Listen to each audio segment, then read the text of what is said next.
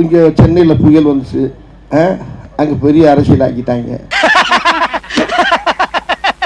அரசியல்ல இதெல்லாம் சாதாரணமாப்பா. இதுக்கு பிச்சை எடுக்கலாம். ஒரு பஞ்சாயத்தடா முடிச்சு வச்சு பாரு, நமக்காக அம்பட்டு போலும் பிள்ளை குட்டியோட வெயில்ல காத்து கிடக்குறாங்களே. ஆனா அங்க புயல் வந்துச்சு, எங்க அங்கெல்லாம் அரசியல் ஆக்க முடியாது, ஏன்னா தண்ணி பிச்சுக்கிட்டு போகுது. எனக்கு நீச்சல் தெரியாத. நீச்சல் தெரியாதா? கிறிஸ்டபாவை எப்படி உதச்ச? என்னைக்கு அரசியல் ஆக்குறது? இவன் எங்க இருக்கானே தெரியல. இதே அரசியல் அங்க போய் பண்ணலாம்ல, இல்ல முடியல. கல்லாலேயே அடிப்பானுங்க. ஏன் பிச்சைக்காரன் கூட பிச்சை போட மாட்டான். கூட யாரை கூட்டிட்டு போற? மாரி செல்வராஜ் எதுக்கு ஸ்டார்ட் ஆக்ஷன் கேமரானா உதயநிதி ஸ்டாலின் நடிக்கிறக்கா? இந்த மாதிரி கேரப்பைய கேள்வி எல்லாம் கேட்டா உன்னை அடிச்ச கொண்டு விடுவேன். அல்ல ஒருத்தன் சொல்றான், அவன் ஏன் டைரக்டர் அங்க போறான்? இந்த நாய் யாரு? இதுக்கே நீ பதில் சொல்ற? டைரக்டருக்கு அதுக்கு என்ன அவன் ஊர்றாரு? டைரக்டர் இல்லாம போய் ஆக்ஷன் பண்ண மாட்டாரா? அவர் பின்னாடி இருந்து ஸ்டார்ட் ஆக்ஷன் கேமரானா உதயநிதி ஸ்டாலின் நடிப்பார். இதைத்தான் நான் குறை சொல்றேன். துண்டை போட்டு எப்பப்பார் ஊருக்குள்ள பஞ்சாயத்து பண்ணிட்டு இனிமே இப்பெல்லாம் தனியெல்லாம் வராது. வீட்டுல யாராவது பெரிய வந்த ஊருக்குள்ள அந்த பள்ளம் எங்க இருக்கு, இந்த மேடு எங்க இருக்கு, அது இது எங்க இருக்கு, அது எங்க இருக்கு, அவனுக்கு தானே தெரியும். அப்போ எம்எல்ஏன்னு நாங்கெல்லாம் எதுக்கு இருக்கோம்? எங்க கட்சி எதுக்கு இருக்கு? போகக்கூடாதா? அப்ப என் ஊர்ல வெள்ளம் தனசனை உட்கார்ந்துருக்கு, அது ஊர்ல வெள்ளம்னா அதான் வேட்டியை கட்சி நிக்கணும். இவன் போறான்னா, ஏய் நான் போகாம என் ஊர்ல நான் போகாம எவன்டா போறது? போகணும்ல. இந்த சமயத்துல நம்ம எல்லாரும் உணரணும், மனுஷனை காப்பாத்த மனுஷன் தான் வருவான், மேல இருந்து ஒண்ணு வராது. ஏன்னா எங்க கிடந்து கத்துறான், எந்த குடிக்கல கிடக்குறான்னு அவனுக்கு தான் தெரியும். அல்ல இன்னொரு வார்த்தை சொல்றான். முதலமைச்சருடைய மகன் ஒரு சினிமா டைரக்டரை கூட்டிட்டு போய் அங்க பார்த்துட்டு இருக்காரு. இதெல்லாம் தமிழகத்தை பொறுத்தவரை இவர்கள் நம்முடைய ஆட்சியாளராக இருக்கிறாங்க. கஷ்ட காலத்தில் நம்ம இருக்கிறோம். என்ன எரியுதுங்களா? அட எரியத்தான் செய்ய, அப்படிதான் எரியுங்க. உதயநிதி எதுக்கு அனுப்பி வைக்கிறாரு? ஏன் உதயநிதி யாராரு? போகணும்ல, போய் மக்களோட மக்களா நான் இருக்கேன், உங்களோட சேர்ந்து வாழ்றேன், உங்க கூட இருக்கேன்றது அவர் மக்களோட சேர்ந்து இணைஞ்சு வேலை செய்யணும்ல. இதுக்கு ஒத்துக்க மாட்டேன். எதுக்கு ஏப்பா அப்படி மல்லி கட்டிட்டு இருக்க? நான் சொல்றது கேளு. மற்றபடி டிசாஸ்டர் நடக்குது, வெள்ளம் வருது, மழை வருது, நீங்களும் நானும் தடுக்க முடியாது. நாம் தடுக்கக்கூடியது என்ன? மனித சக்தியை பயன்படுத்தி எப்படி அதை கண்ட்ரோல் பண்றோம் அப்படிங்கறத நம்ம கையில இருக்கு. அதை கோட்டை விட்டுட்டாங்க. ஆனா அண்ணாமலை எங்க இருக்கிறாரு? திருப்பி யாத்திரையை தொடங்கி இருக்கிறார்.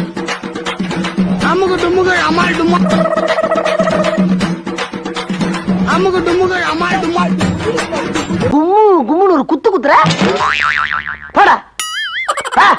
இருக்கிற அமைச்சர்ல இருந்து இருக்கிற எம்எல்ஏல இருந்து எல்லாரும் போய் அங்க பூரா அதாவது தண்ணியில அந்த கீரா ஜீவமெல்லாம் இறங்கி நடந்து போற காட்சியெல்லாம் பார்த்தா எல்லாம் இறங்கி அப்படியே அந்த அளவுக்கு மேல உத்தரவு போட்டு அழகா பண்ணிக்கிட்டு இருக்காங்க. மந்திரி சபை மாதிரி ஒவ்வொரு துறைக்கும் எக்ஸ்பர்ட் டீமை வச்சுக்கிட்டு ஒரு பிரைவேட் கவர்மெண்ட் நடத்திட்டு இருக்கா. விட்டா சிஎம் ஆயிடுவா போல இருக்க. நான் இது அரசியல் பேசல விரும்புறேன். இது அரசியல் கிடையாது. நான் சொல்றது எல்லாருக்குமே பங்கு இருக்கு. ஒரு அணில் முத கொண்டு போய் ஒரு மரத்துல இருந்து இந்த வெள்ளத்துல ஒரு கொய்யா பழத்தை போட்டா கூட அணிலே அணிலே எங்க இருந்து வந்து ஒரே ஒரு கொய்யா பழத்தை போட்டு அணில் கும்பிடணும். அவன் அங்க அவளுக்கு என்ன வேலை? அங்க அவன் அங்க போறான்னா அவன் யார்? எங்க இருந்து? அமெரிக்கால இருந்து வந்திருக்கான் மாரி செல்வராஜ். தண்டசோர் வேலை வேலைக்கு வாயை திறந்து வக்கனையை கொட்டிக்கிறல்ல, வாயை திறந்து பதில் சொல்றானே கேக்குறாருல. தப்பு தப்பா பேசுறாங்க. விடுமாமே விடு, அவங்க ஏதோ அறிவில்லாம பேசிட்டு. நானும் அடைக்கி அடைக்கி பாக்குறேன், முடியல. நான் யாரையுமே நான் தனிப்பட்ட முறையில் சொல்லலைங்க. சொல்லவான்னா எல்லாத்தையும் சொல்லிட்டியே. இந்த நேரத்துல மத்திய அரசு மட்டும்தான் நமக்கு முழுமையாக களத்துல இறங்கி இருக்கிறாங்க. இத சொன்னோம்னா உங்களுக்கு மூஞ்சில காரி துப்புறான்னு தோணுது. துப்புணும் போல இருக்கு. இவர்கள் அடுத்து எந்த ஒரு கிரைசிஸ் வந்தாலும் ஹேண்டில் பண்ணக்கூடிய கெப்பாசிட்டி. சினிமா டைரக்டரை கூட்டிட்டு போய் ஃபீல்டு விசிட் பார்த்திருக்கீங்களா லைஃப்ல? இல்ல தமிழ்நாட்டுல பண்ணிருக்க மாட்டேன். வாய் மட்டும் இல்லைன்னா நாய் தூக்கிட்டு போயிடும். சினிமா டைரக்டருக்கு பின்னாடி நிதி அமைச்சர் நிற்கிறார் கை கட்டி. இந்த அநியாயத்தெல்லாம் எங்கேயும் நம்ம பார்த்தது கிடையாது. சாரி என்ன சாரி? உதயநிதி ஸ்டாலின் டெபியூட் பண்றீங்க. அவருக்கு என்ன டிசாஸ்டர் மேனேஜ்மெண்ட் பத்தி தெரியல? யார் சார் வரே? இவரு தெரியல. டேய் இவரு தெரியல இல்லையே. இவர்தான் பிரிட்டிஷ் இளவரசர் சார்லஸ். அவர் என்ன ஒரு 30 ஆண்டு காலம் அரசியல் இருந்தவரா? ஏன் உங்களிடம் துரைமுருகன் அவங்க இல்லையா? சீனியர் லீடர்ஸ் யாருமே இல்லையா? இதற்கு முன்னாடி கிரைசிஸ் பார்த்தவங்க இல்லையா? உதயநிதி எல்லாம் என்னையா தெரியுங்கிறான். உதயநிதி என்ன தெரியும்? அவர் அழகா கேட்டுவிட்டாரு. ஒரு பத்திரிக்கையாளர் கேட்கிறாரு. அவர் போய் எங்க என்ன ஒன்று என்ன வேகமா வேலை நடக்க? நாங்கள் என்ன ஊர் சுற்றி பார்க்க வந்திருக்கோம், டூரிஸ்டாக வந்திருக்கோம், பார்த்துக்கிட்டு தான் இருக்கோம்லங்க போக கேட்டு. இன்னைக்கு எம்எல்ஏவாகி இன்னைக்கு அமைச்சரான உதயநிதி ஸ்டாலின் அங்கே போனாங்கன்னா என்ன அவருக்கு தெரியும்? What is he know about disaster management? இந்த துறையில் வேலை பார்த்துருக்காரா? டிசாஸ்டர் மேனேஜ்மெண்ட்னா அவருக்கு ஸ்பெல்லிங் தெரியுமா? You are in power for 10 years, you are not able to defend what you have done. Polavaram project is more like a ATM of the KCRG's family. We have seen it. Polavaram is not in Telangana, it's in Andhra. Polavaram is not in Telangana, it's in Andhra. Polavaram is not in Telangana, it's in Andhra.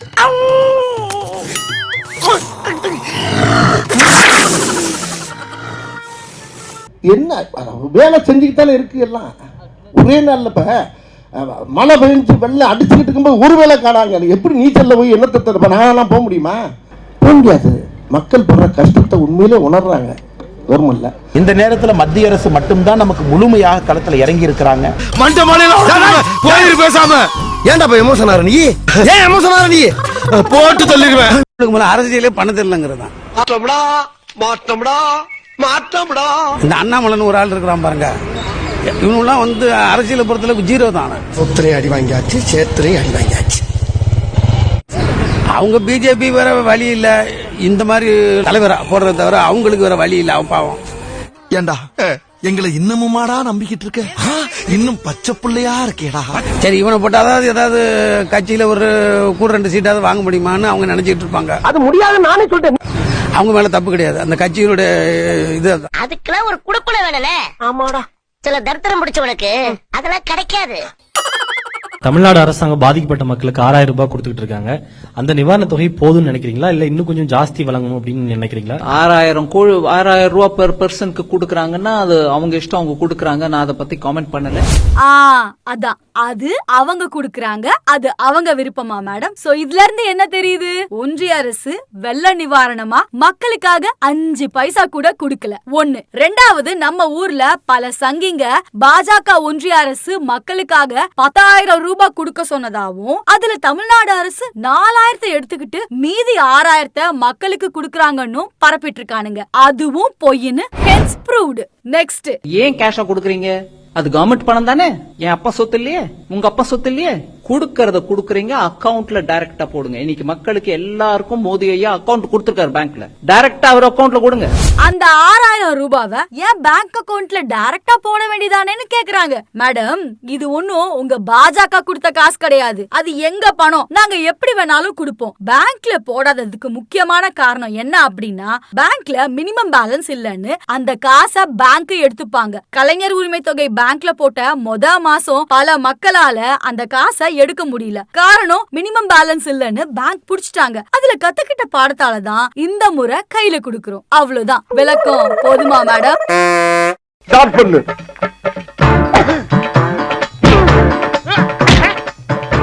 இங்கிட்டு வா. அப்படியா படைக்கலடி மண்டல மட்டும் அடிச்சிடாத, குலக்கேசல் உள்ள போயிருவேன். சரியா? உங்க வீட்டு பிள்ளையா நினைச்சு எல்லாரும் என்னை மன்னிச்சிருக்க.